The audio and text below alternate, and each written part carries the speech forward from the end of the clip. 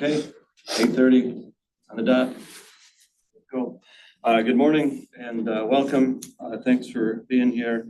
I will call this meeting to order and ask for approval of the agenda. I'll make the motion. Sammy? Second from Bruce. Discussion? All in favor? Aye. Opposed? Motion carried. Thank you. Public comment. Thanks for being here. Another opportunity at the end of the meeting. Moving on to approval of minutes from our regular meeting on January 8th.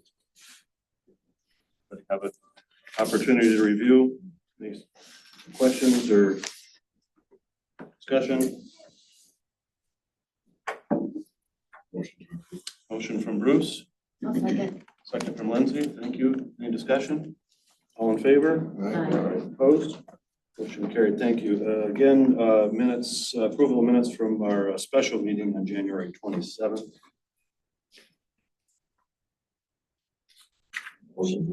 Motion from Bruce. Second from Karen.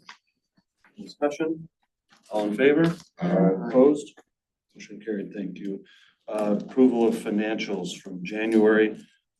Anything to add? Nothing out of the ordinary. It was pretty much business as usual. One thing to note is we do have an invoice from Pioneer Group, and that's to host a public notice in the News Advocate we're having a public hearing for the TIF plan amendment on the 18th. And since it's kind of our initiative to do that, the city requested that we were the ones to pay for that public notice. It was $135. And then we also have a additional $50 invoice from Richards and McDougall to do tax forms. 1099, is that correct? Yep. So those were just kind of two things to take note of, but outside of that, business is normal. Great. Motion to approve. Motion from Bruce. Second. Second from Ben. Discussion or questions? Hearing none, all in favor? Aye. Opposed? Motion carried. Thank you. Executive report. Busy January, very busy January, specifically with the RAP grant. That really took up a lot of time between Lucas, Bill, and myself, just trying to get that application in, all the material put together, writing up some summaries. And so it was very busy just with that RAP grant. Some things to take note of, Music Vault's still on the market. They keep on getting very, very interested parties. They get almost a closure, and then for some whatever reason, deals fall apart. With the gateway publications that have been coming out with them live in the News Advocate, there's been a lot of interest in investing in downtown Manistee, though. I can't tell you how many phone calls I've had with people interested in 427 Water Street, for example, who are just looking. And one of the things they always say, they quote the gateway project being one of the primary drivers as to why they're so interested in Manistee. And they may have some connection to Manistee prior, but a lot of that is driving their investment right now. So just take note of that. We can see some more probably throughout 25, more activity like that, and hopefully some changing of hands of property from investment reasons. That's all for me. Okay, great. Thanks. Any questions for Andrew? Moving on to subcommittee reports, facade grant. Facade grant, those are still going to just be kind of on hold until probably till April, when the ones that were awarded in the fall can actually get going on the work that they were awarded the grant to do. So all those grant contracts are signed. We've been checking in with both the MEDC grant awardees and recent awardees. So we're expecting the spring to be busy with facade grant applications with MEDC, having to kind of pay out some projects through the MEDC grant that took place 2 years ago, and then also work that was awarded this fall should get underway in the spring and finish up pretty quick. Thank you. Streetscape subcommittee. Streetscape, as I mentioned, RAP was the primary driver in January. And now, after all that hecticness, we still have to remember that RAP grant only covers from Oak to Spruce Street. So we're getting the streetscape ad hoc committee together at the end of this month, early March, to continue the discussions of, okay, how are we gonna continue to pull this project the rest of the length of River Street? Start beginning conversations about, what does it look like to bond out? What's our bonding capacity? How are we gonna make sure that we're not just stopping if we were awarded the RAP grant and that's gonna be our focus. And then we say, oh, that's our streetscape project. We wanna make sure we continue that throughout all of River Street. Anybody else from the committee have anything to add or any questions?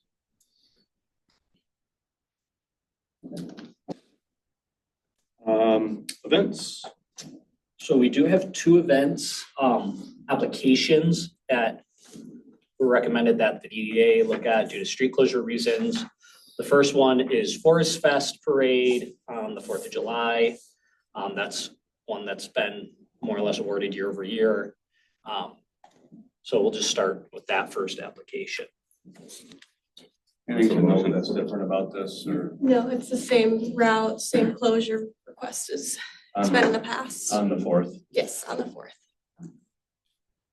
Make a motion to recommend the closure of River Street for the Independence Day Parade, July 4th. Okay, thank you, Bill. Motion from Bill. Second. Second from Deanna. Any discussion? All in favor? Aye. Opposed? Motion carried. Thank you. Second one. And the next application is from the outsider, John Favors, looking to do several car shows throughout the summer months. He wants to create an event that has a level of consistency to it, so people have this familiarity with the event and it's not just a one-time thing in a specific weekend. It's oh, I know I can go to Manistee every other week and there'll be a car show, and that's what he's proposing. He did some informal car shows throughout last year, the end of last summer, that were fairly successful. So now he's looking to just make sure he goes through the right processes and has his ducks in a row early. So that's why this application is in front of us. He's really passionate about it. He's already gotten signatures from all the surrounding neighbors who would, that would impact. So I think it's a great opportunity, and it's also right where the RAP grant work is going to be done. So from a programming standpoint, it's really key to allow people to activate that space, because that's what we are pitching in our RAP grant. So if we truly want to make that an event plaza that has year-round programming, this is one of the things that really needs to take place in order to do that. Is he not requesting to close any portion of the street? He is, so he's looking to close from Pine, that section right where the community fountain triangle starts, Kyle, to Spruce. So that kind of triangle right where that work's happening with the community fountain that was proposed in the RAP. Yeah, I'm not seeing that on this though. On the map, I think on the. Yeah, you should have included a map. There was a. Okay, it just says city parks, doesn't say street closure. It says city street closure NA.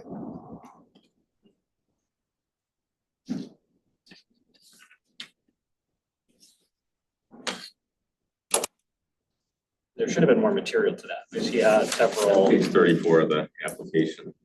Kyle, there's a. Yeah, I just put on the, am I missing, on the first page of the application, it just says NA for city street closure. Oh, yeah, that's. So, He must have missed that. We can go back and get that amended. okay, yeah, I think it just should be clarified. Yeah. And he was looking at 8 different closures starting in June. So just talking with Chief Glass, so we're looking at a closure from 9:30 to 6 p.m. every day. So I think in the past sometimes we'd use those wooden barricades, but just given the environment, that's not really sufficient safety. When we do have the RAP grant, we'll have those bollards. So I did talk with Chief Glass yesterday. He's just kind of concerned. Typically, we'd have like one of the DPW dump trucks to block it to protect pedestrians there. But I did say maybe John would allow some of his cars to block. Maybe that would be something. But it is kind of a substantial closure, and it is private. It's a with it being a business too, we're kind of going to be charging for police time and things like that that's involved. So just be aware of that. What day of the week is he looking to have these on? Saturday. Yeah. It would be nice if we had some nicer looking ways there to close the block. Maybe we could look at that. I know that for not that these are pretty, but we had some barricades, some orange barricades that were donated that could be water filled. Okay. But, Possibility. so I guess we need a motion to, if we want to approve or make a recommendation to council to approve this. I'll make that motion. Motion from Bruce, Second. second from Sammy. And is that with the amendment to the application? Yeah, we'll make sure that he gets that amended. Any discussion? All in favor? Opposed? Carried, thank you. Gap financing. So as I mentioned, we have the public hearing and hopefully approval of city council February 18th. I'll be going before council, answering any of their questions that they may have, potentially explaining the program a little bit to them. But hopefully we get that TIF amendment and then that program can actually be activated, flush out all the nitty-gritties and practicalities of the program once it's in our TIF plan. Moving on to old business, Riverwalk update, Bill, or? That project's commenced. You'll see the new deckings going on down there. So we're kind of scheduling the other components as well, but they've been moving along. There's an EDA sign over by the chamber access. So it's encouraging because it seems like the contractors want to get working. So we'll meet those deadlines. They've been working hard. It's been great watching them from the office. Just pulling boards, putting them back in. It's been great. That's ambitious. Yeah. Received a grant from the community foundation to support the project. So I received that yesterday. So thank you. Thank you for their support. Okay, thanks, Bill. Social district, any updates, Andrew? Not as of right now. We have a proposal that we'll talk about in the special meeting, just a final proposal about how we're going to address social district stickers. So just, that'll be in, 20 minutes. Okay. Banners? Sammy? I'm working with Right Side Design on a map of what the Riverwalk looks like. It's been kind of cruddy the last month or so to walk the Riverwalk and actually find the signs and map out where they're gonna go. But we're trying to work in conjunction with some Riverwalk signage that we're working on and a potential for streetscape signage, so it all works together. So I'm not quite ready yet, Okay. but we will be. Thanks for working on It's my pleasure. it. Financial policy. So back in November, we had made amendments to the financial policy, but it was never officially approved by the board. The exec committee wanted some more time with it. That was sent out to the exec committee. But me and Nicole would like to actually get approval of that new financial policy from the board because that helps us in our audit. That was one of the things that came out of the audit was that we hadn't updated those and there were several requests for a better debt policy and several other amendments in that financial policy to kind of bring it up to speed and make sure that it aligns with what we're currently doing. So just kind of officially asking for approval of that because that was back in November when we presented that. Okay. Everybody got a copy, right? Yes.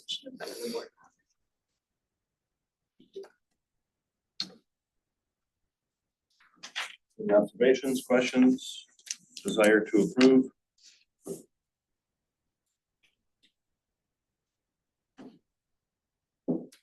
Make a motion to approve the amended financial policy. Thanks, Ben. Second from Bruce. Discussion? All in favor? Opposed? Motion carried. Thank you. Strategic planning meeting. So I sent out the survey. We said it was going to be February 17th. However, in further discussion, talking with Brandon Jensen with Right Side Design, who we wanted to be the facilitator of that meeting, that week kind of fell apart. So we're going to move that meeting to sometime in March. So just a heads up for everybody, don't show up here on Monday, President's Day in the afternoon. So we're going to scratch that meeting, get it rescheduled sometime in March. I'll send out another survey, get some times out there. Look probably second or third week of March. Thank you. New business, response to accounting services RFP. So we released the RFP for accounting services back in November. And we had sent it to 3 different firms, Richards and McDougall, Salt City, and Thompson's.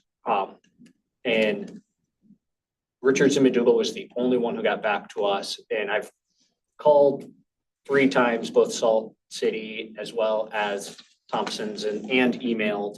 And they just never got back to us. I got a hold of Thompson's and I asked, hey, was it just no interest, or did you not get that email that I sent out?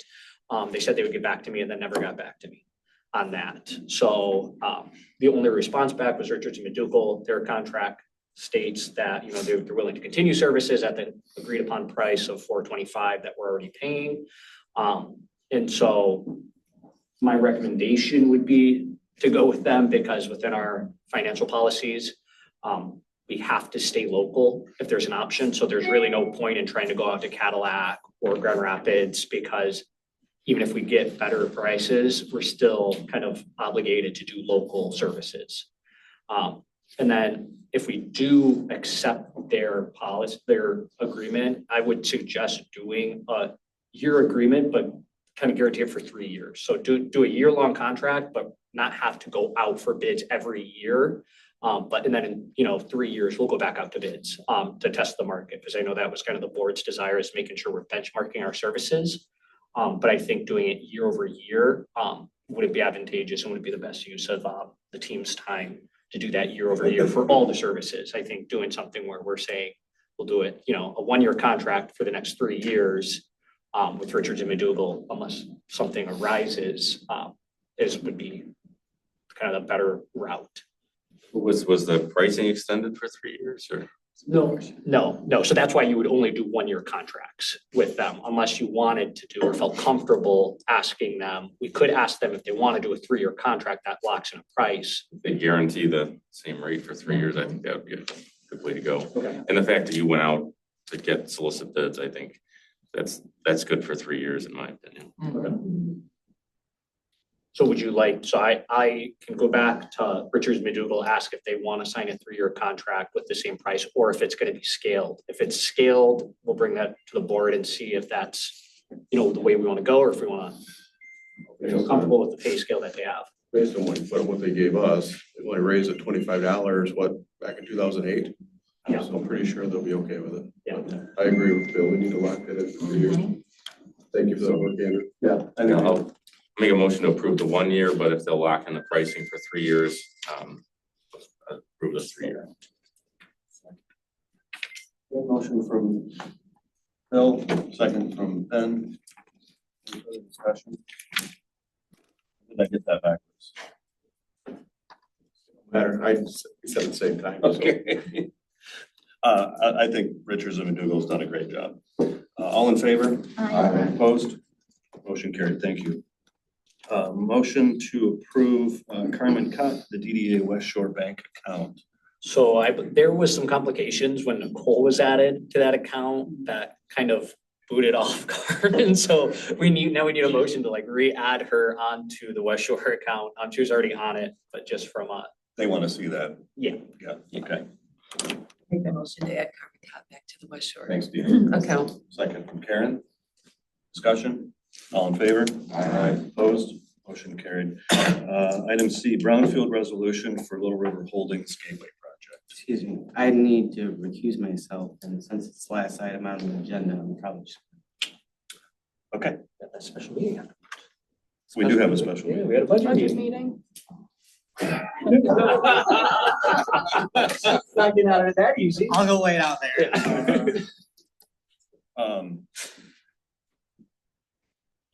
Who's taking this one? We could have Ed or, Yeah, so, I guess, Ed, this was what our special meeting back on the 27th was for. We knew this was coming, the resolutions that's in front of us, really asking for 100% capture with some estimated numbers. They don't have the brownfield plan completely finished. However, that really doesn't change what we're giving up. It's 100% capture. At the end of the day, having the brownfield plan in front of us might just give us an indication of, okay, is it, you know, an extra year, couple of years, you know, it'll be the most accurate projection they have, but even then, that doesn't guarantee that that projection is going to, that projection is going to be 100% true and how it's going to play out. It could be longer, could be shorter.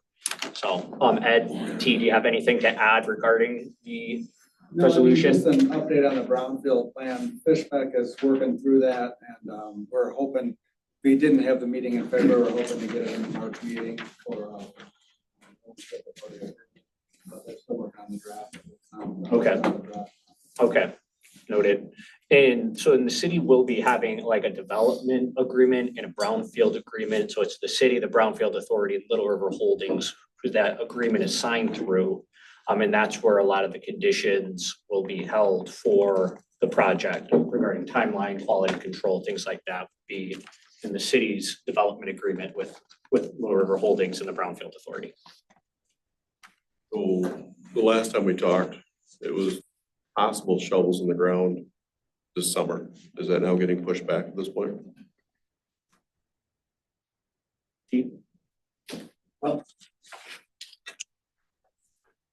Couple things. PF Taxiaris for the River Holdings. I want to make 3 points about this project. Generic points. One is that the Gateway project represents the vision of the DDA going back 7-8 years ago, when at least one member was there at the time, and I think maybe Kyle, I'm not sure. And Tyler was the DDA director. And the goals of the project have not changed since that time. The goals were to enhance the entrance to the downtown and create increased economic activity for the downtown, the city, and the tribe. These goals remain the same, and the project has been designed to meet these goals. Second point is that this is a very large project. It's the second largest project in redevelopment project in northern Michigan, after the Grand Traverse Commons in Traverse City, which, by the way, I've been working on that for the last 22 years, and still there is 5-7 years to go. So the point is that when people are asking about why the project has not started yet, and you know what is involved, the answer is that due to its size, magnitude, complexity, and cost, a number of things have to happen. The TIF is absolutely necessary for the project. Without the TIF, without the grant from Eagle that we have right now, and a grant from MEDC, and this project will not happen. As a matter of fact, because of the new tariffs that were imposed on steel products a few days ago, and maybe some others, the project cost already has gone up. So we're looking at some additional sources of funding, including a grant from the EPA for some of the environmental work. Also, we're looking at additional grants for the solar system and a few other things. So it is complex, it's a very expensive project, and it will start when all of the financial components are in place. And the third point is that the benefit of this project to the DDA is not the future TIF. the future TIF will only happen if the project happens. And we cannot, or the DDA cannot give up TIF, as some people have said, because it doesn't exist. It will only exist if the project happens. The benefit, however, to the downtown, to the city, is the increased economic activity that this project will bring, which currently we're looking at about 19 million a year. So if you have any specific questions about the project, I'll be here and available to address them as related to the resolution. Thank you, Chief. Thanks for being here. What's the hope that we meet with the brownfield? Pardon? What's the hope that we're gonna meet with the brownfield? Is it March, April? May? I mean, I'm shooting to have the brownfield plan in front of the DRA in March if everything comes together. Yeah. Why did it fall apart in February? The plan's just not done yet. We didn't have all the information, so the Fishback's working on it. I apologize, since I'm new to, well, only been here 8 years. Who's Fishback? They're the city's, Oh. city brownfield authority's brownfield consultant. Fishback Engineering out of Grand Rapids. So you can talk about, I'm struggling because you've been talking about this for 8 years. Yes.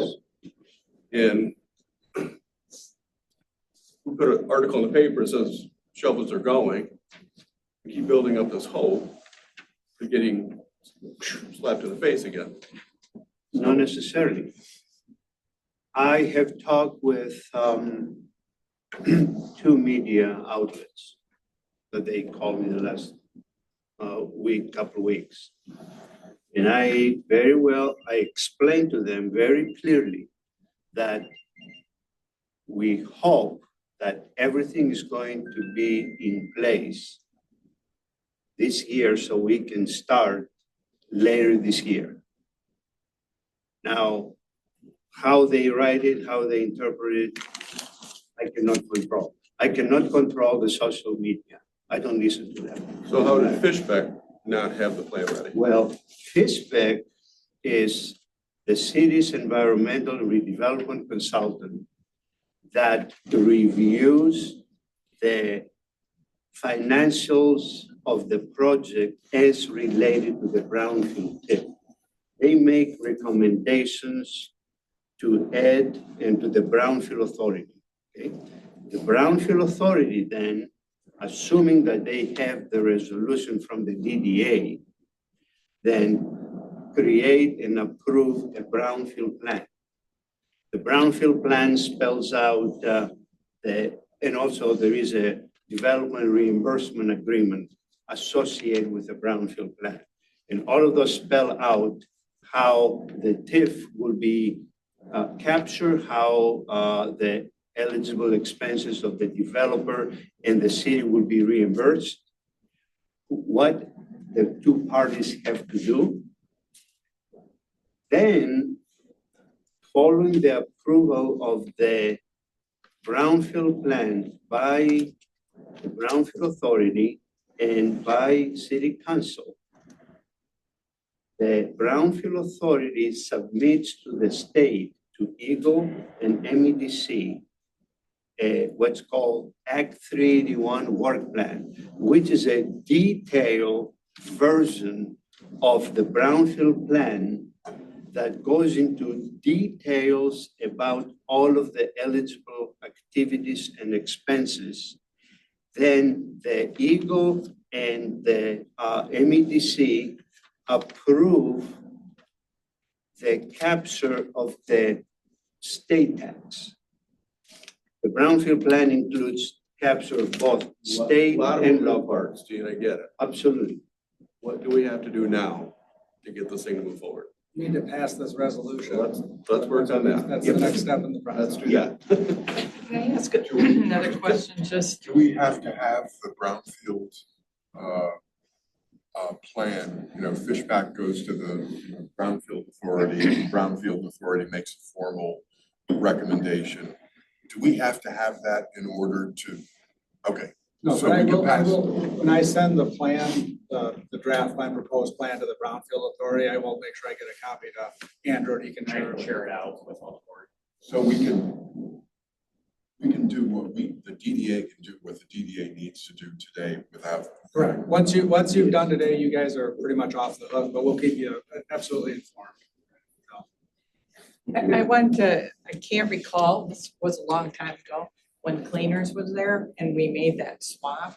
Yes. DDA, was there a time limit on like, I thought we talked about, if it's not developed on, it's, so many years, it comes back. I don't remember if we put that in there or if we just talked about No, that.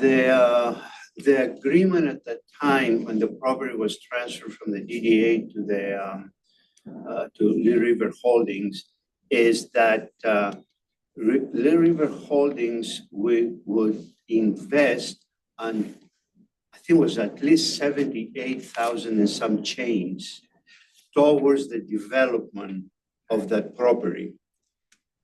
As of last month, I'm sorry, the end of last year, because I've been keeping track. Little River Holdings have expended over 200,000 for that property. And by the time that that property, that parcel, which is part of the overall property, is developed, the development amount for just that property is going to be approximately 19 to 21 million. The whole project is about 90 million, construction 85.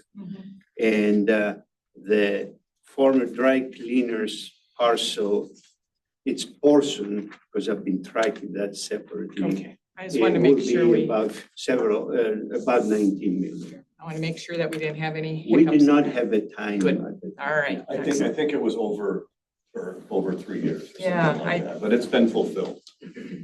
Yes, the investment was done within that period of time, and now we'll just keep going. Great. Okay. You got something, Bill? I was just gonna say, this is a key step in the process, so I'd like to make a motion to approve the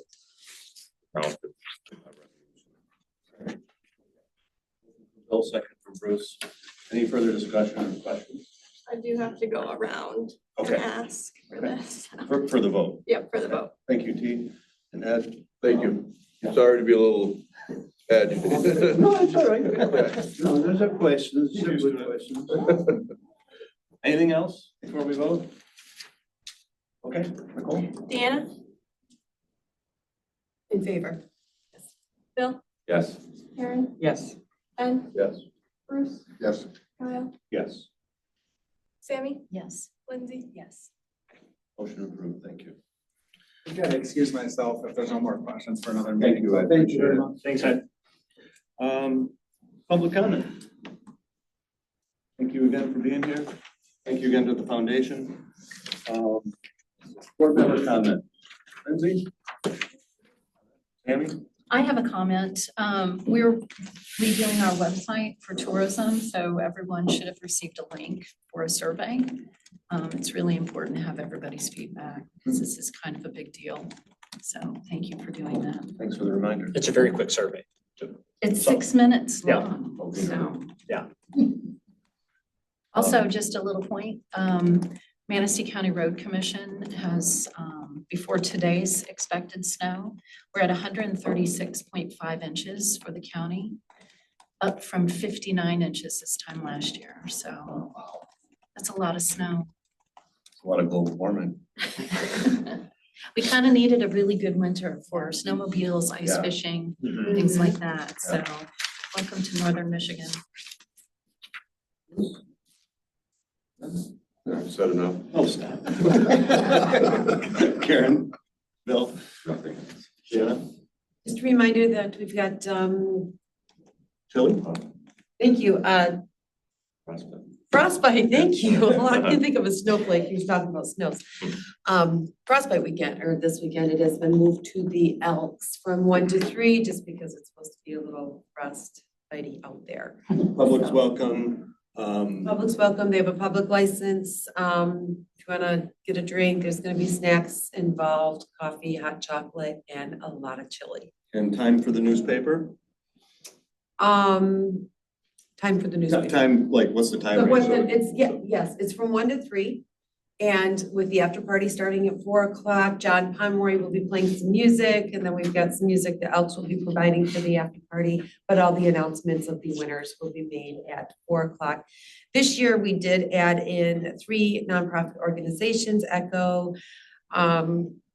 the Guardian Angels Foundations, and Blessing for Backpacks. So there'll be a $5 fee at the door. All proceeds will go to one of the nonprofits that are also voted on the ballot this year. So a lot of fun, a lot of, a really nice community events. So come out and eat some chili this weekend.